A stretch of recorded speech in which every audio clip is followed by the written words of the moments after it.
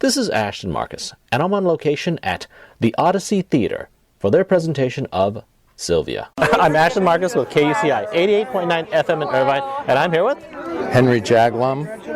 Well, I produce this play. I direct movies that Tana stars in. I write plays that she stars in. That's what we do. She did She's my wife. Okay. Yeah. Well, my opinion is she did fantastic tonight. But you, as a director, you're a professional. That honestly, how do you think she did? Sensationally. Yeah. I agreed with you. She was fantastic. Yeah, and it's interesting how she could do this as a dog. I mean, you would think I'd rather do Shakespeare. I'd rather do Tennessee Williams, but as a dog. Well, she had done this play before. For over a year at the Edgemar in Santa Monica, and she loved it so much she wanted to bring it back and direct it herself. So that's what you saw tonight. I thought she did fantastic as the director, as the star, and as this obscure creature that she's doing this as the first. That's very daring, very brave. It's a brave role, and she's sensational at it. So I'm glad you enjoyed it. Yeah, okay, and you did a fantastic job as a producer. This was actually a good investment. Thank you very much for being on the show. My pleasure. Hi, my name is Ashton Marcus. I'm with KUCI 88.9 FM in Irvine. And I'm with Tana Frederick. I directed Sylvia at the Odyssey, and I also played the dog. So, question: why did you decide to choose this play? Well, this is the third time that the third iteration of this project, and it just keeps haunting me. I mean, it's like, cats have 9 lives. Well, dogs have several too, and I've done several shows. And no matter what I've done, whether it be Rainmaker and Richard Nash, anything that's gotten critically acclaimed, people keep saying, when are you bringing back the dog? And so I decided I needed to bring back the dog again. And it's also just a beautiful play. It's a wonderful play. It's just very heartwarming. I think we're in such a complicated time right now, politically, socioeconomically, and that this just brings across a message that's very simple. In the end, we all just we need to get back to the basics. We want to be fed, we want to be petted, and so this play reminds you of that. It reminds you of love. It reminds you of what makes you happy in life and the basics. I'm surprised at how much I like this play. Wow, that's great. I'm so happy. It is very surprisingly complex. People don't understand that, and I'm really lucky to have such amazing actors in it, and they have done tons of amazing work by renowned playwrights, and they all have said and agreed, wow, this is incredible because this is so much more complicated than anybody could ever know, and it is a really tough piece. It really is, and it's to really pull this off, you have to be rooted in reality, but at the same time, it's farcical, it's satirical, it's a melodrama, but it also must be real. And so we spent so much time on table work with it and so much time on reality with it, and then we brought it to the stage, and so it really is about like real human emotions and human feelings, and everybody who has a dog, of course, can relate to it. I really like the way you played the dog, because I guess my stereotype of dogs is you see when they put a human voice in it, they're like these wisecracking guys who just puts commentary as the story goes along. Right. I mean, there's I think A.R. Gurney really did a great job at doing this dog, and cleverly, and he wrote it originally for Sarah Jessica Parker, and who I can imagine played the part brilliantly to a T, and wrote it so well and so cleverly, and I think that there was that one TV show on television which what was it called, with the guy playing the dog, and he was in a dog suit, and that kind of failed. But this is actually like the way that the dog goes in and out represents the other woman, kind of represents loneliness, kind of represents searching for meaning in life. and then in the end just represents a couple coming together and bringing two people together and reminding them of how much they love each other. It's a beautiful story. It has a beautiful message, and my actors are brilliant, and we've all worked our tails off, so to speak, and so the messages there's so many messages on so many levels, and I'm really glad to hear that you enjoyed it. You know, I always ask the directors, I always ask them about the story and the casting, because that's like 90% of the play. Absolutely. What do you look for in your casting? What I look for in my casting is actors, actually, for a comedy. I look for actors who actually are rooted in reality. Bijou Barquette has had tons of work in the studio, and she's a method actress. She's brilliant, and I needed that for this role. I needed somebody who knew what they were doing, who has done tons of not only Shakespeare but Tennessee Williams, who has done tons of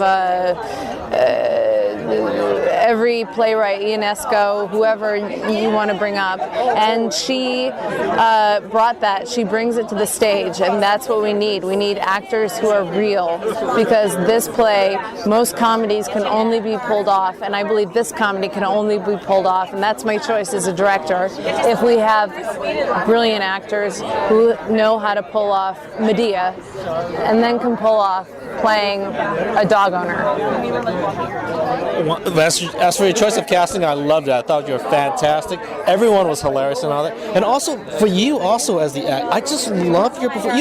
You know how hard it is to play a dog? It's like someone saying, play a vase. Give me the most convincing vase you have in acting school. So you were fantastic as a dog. I so appreciate that. I thank you so much. It's my favorite role. It always brings me back to reality, because you just get reminded. For me, it reminds me of like whether I'm playing like an anti-Semite or whether I'm playing all the roles that I've played throughout my life from 9 years old on. This play is one that just brings me back to the basics and reminds me of, okay, all I need to do is appreciate life. I got to appreciate that I got a place to stay, I get petted, I get fed, and I love my owner.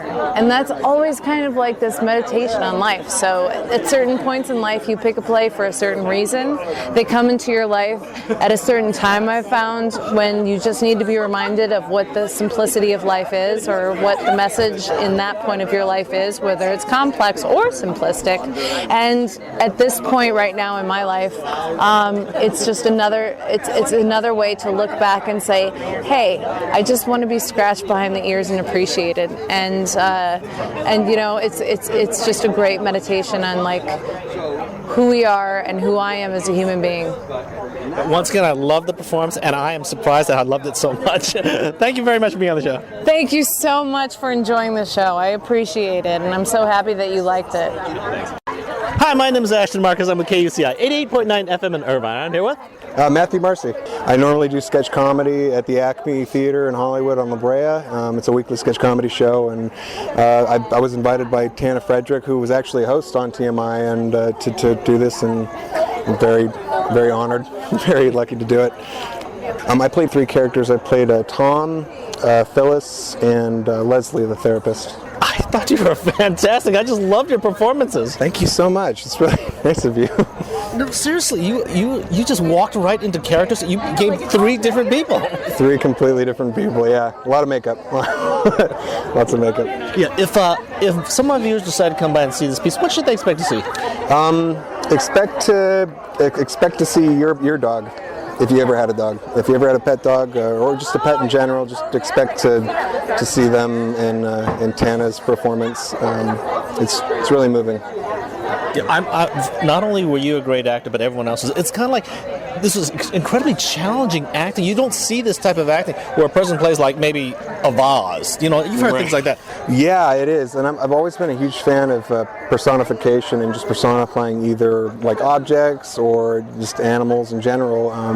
Just giving it a voice, because And that's really what the whole center of the play is just that we cast our needs out into the world and whatever we need. Because dogs aren't ever really depressed, but you'll walk out into your living room and be like, oh, is Spot depressed? Ooh, Spot looks sad. And Spot's just like, actually, I just woke up. And this is just how I look. This is my resting face. But yeah. I guess it was like a Rorschach test. It's like, it's not a dog, it represents something else. It's what he put into the dog. He projected it all into. So it was actually a story about him. Exactly, yeah. It's a story about Greg, really, because he even says at the end that, that Sylvia changes, that she actually starts looking like a dog, and that's really the whole center point of the play, and I love it. I love it. Yeah, once again, I love you guys. Seriously, I loved you. I thought you were fantastic in this piece. Yeah. Thank you so much. Yeah. Thank you once again for being on the show. Of course. Thank you for having me. Hi, my name is Ashton Marcus. I'm with KUCI 88.9 FM in Irvine. I'm here with... Hello, I'm Biche Barquette. I just went to the Cannes Film Festival with my short called In Confidence, and I'm happy to be here. And last year I opened in the West Coast premiere of Arthur Miller's Some Kind of Love Story, and I'm doing a solo play that I wrote, and hopefully I'm going to be touring it all across America. So it's a lot of fun. Tonight I played Kate. I played the bad person. I think she's fabulous. She's trying to save her marriage, and you can't really fault a woman for doing that. I really love this piece. I thought it was fantastic. It was a story. I thought it was a story more than just a story about a dog. It was a story about. It was a story about a couple. Absolutely. It's about trying to survive after 22 years together and going through the children leaving, the empty nest happening, and are you going to hang on or are you going to separate? And I think it's a beautiful fable, and then at the end, the fairy tale ends and you come back to reality and the couple made it and the fantasy is gone. And I just think it's absolutely inventive play and well structured. Yeah, plus also the type of acting, it's like, in a sense, you don't see this type of acting. It's like telling a person, be a vase. Be the best vase you can, and that person's a fantastic vase. In this particular case, people are like being dogs. They're being, they're being, I guess, estranged couples. Very interesting interactions. Yes, I agree. He just did an amazing job. I hear he's actually living in, last I heard he was living, the writer's still alive. He's living in, I may get this information wrong, but I just heard this. He's living in Boston. He's an academic, and he's still with the same wife that he's been with for, over 30 years. So that's kind of nice. Yeah, once again, I really love the performance, and I thought you were fantastic. Well, thank you so much. I really appreciate it. Thank you very much for being on the show. Thank you. It's nice to be with you. Hi, my name is Ashton Marcus. I'm with KUCI 88.9 FM in Irvine. I'm here with... Hi, I'm Stephen Howard, and I played the role of Greg tonight and Sylvia. I've done a number of movies for Mr. Jaglom, actually, and a number of plays with him as well. I've been in the theater and film business for about 30 years, and TV, film, commercials, anything that I can get, pretty much. But I'm currently working on my own screenplay that I hope to start shooting the first of the year, called Every Night and Every Day. Okay, and which character did you play tonight? I played Greg, the dog owner and husband of the lady you just interviewed. I think Greg is a guy who's been working for a long time, and he's poured his heart into his work and his family, and now he's kind of at his wit's end in that everything has changed. His kids have gone off, and they've moved to Manhattan, and he really doesn't know what to do with himself because he realizes he hates the job he's been doing, and he now feels like he doesn't even need to do that job, and he's looking around for meaning in his life, and it comes in the form of this dog that he finds in the park, and the unconditional love that he gets from that dog. And ultimately what he learns is that he and his wife love each other very much, and by virtue of this experience with this dog, they come together, and it's kind of a joyous little ride to take as an actor, and plus, it's full of some great humor, and But my take on Greg is basically he's trying to find himself. He finds it in a dog. It's a very interesting story because it's a type of, I guess it's a type of love story that I really don't see that much of. You know, a man and his dog. But it was actually very touching. Yeah, that idea of the unconditional love is just like, to me, like the essence of that, you know, because it doesn't exist with humans. We all have conditions, you know, but with animals, cats, dogs, pets like that, they just love you, and it doesn't matter what you do.